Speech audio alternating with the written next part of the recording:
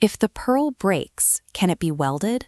The opening line of this 12th century text immediately confronts the listener with a stark physical impossibility. It questions the logic of trying to repair something that has been organically and irreversibly broken. The poem asks direct, unyielding questions. If the pearl shatters, can it be soldered back together? If the mind fractures, can it be brought to peace?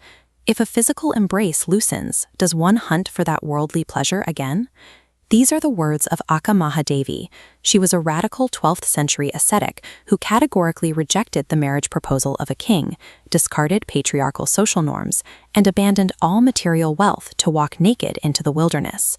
This poem is a rigorous, structural metaphor for the irreversible entropy of the human ego, the intentional destruction of worldly illusion.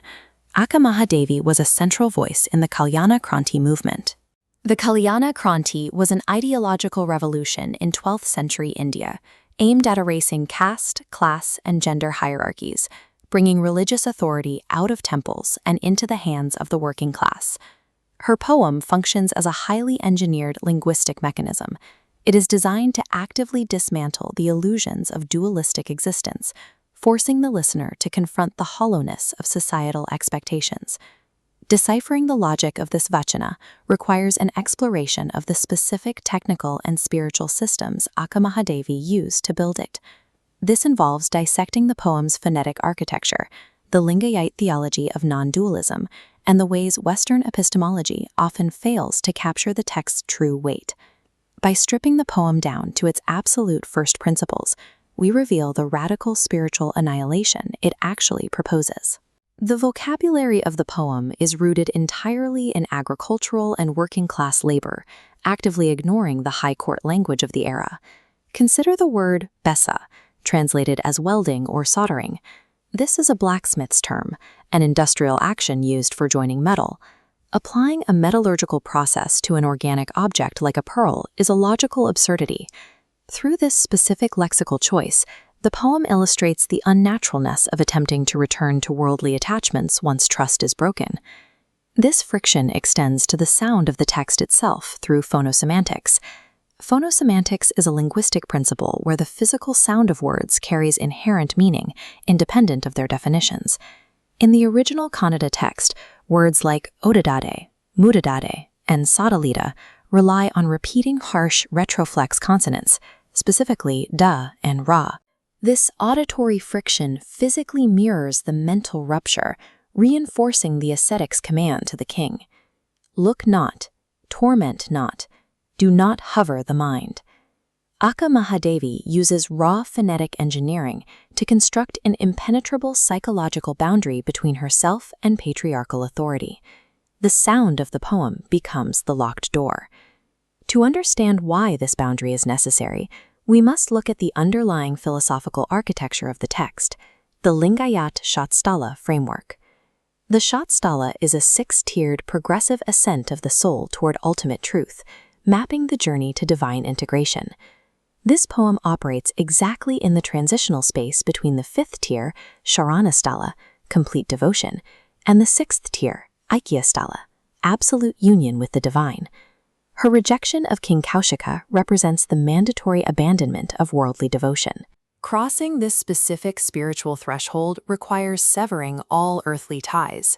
Within this framework, the destruction of social and physical contracts is a prerequisite for achieving union with the divine.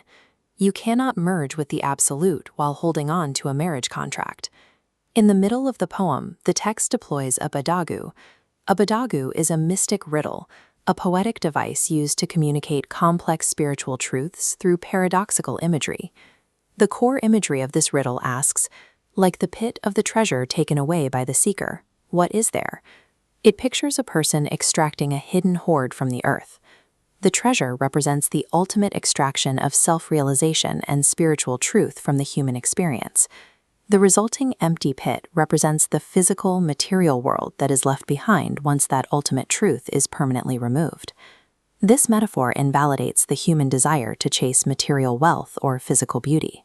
Once the treasure is gone, the seeker who returns to the pit is simply staring into an empty shell. When the truth of the self is extracted, the physical universe is exposed as bayalu. Bayalu is the concept of an absolute, valueless void, the profound realization that the material world holds nothing of substance.